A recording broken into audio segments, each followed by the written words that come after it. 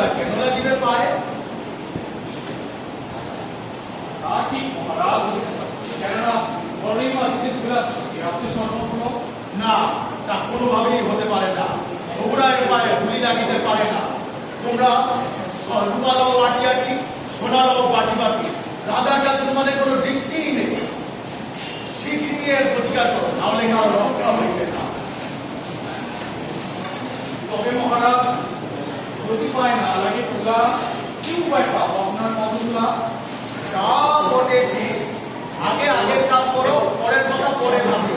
আগে ধুলো বিদায় করো, ধুলিতত্ত্বের কথা পরে ভাবো।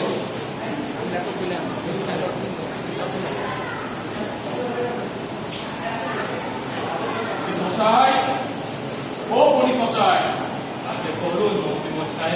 মহারাজের নির্দেশ, রাজ্য থেকে ধুলি দূর করতে হবে। মহারাজের পায়ে ধুলা রাখতে চলবে না। কিন্তু তা কি করে সম্ভব মন্ত্রী মশাই? সম্ভব করতেই হবে, কেননা এই যে মহারাজের নির্দেশ, শীঘ্রই রাজসভার আয়োজন করবে। জি মন্ত্রী মশাই।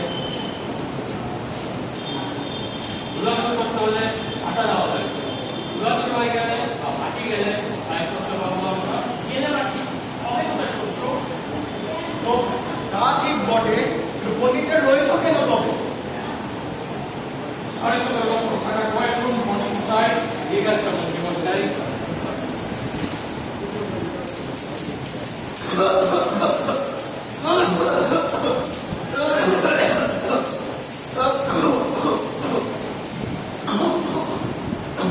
ধুলো দূর করতে গিয়ে রাজ্যটাই ধুলোয় ভরপুর করে দিল। শীঘ্রই পানি ফেলো মণি মশাই। কাঁদছে, কাঁদছে, কাঁদছে, কাঁদছে। ধুলো দূর করতে গিয়ে রাজ্যটাই কাদায় ভরপুর করে দিল।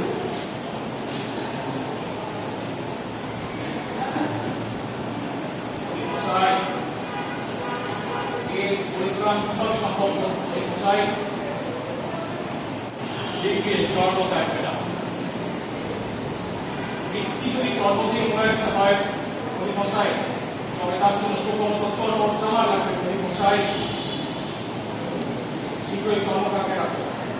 চর্মকার ও চর্মকার।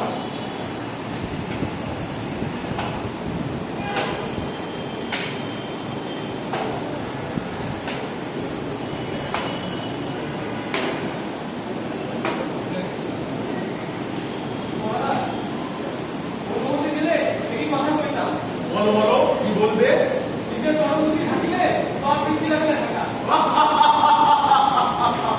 হায়, এত সহজ! এই ভেবে যে বললো দেশ শুদ্ধ। এটা বলে কি মহারাজ? যদি অনুমতি দেন মহারাজ, এটা শুয়ে মাঝে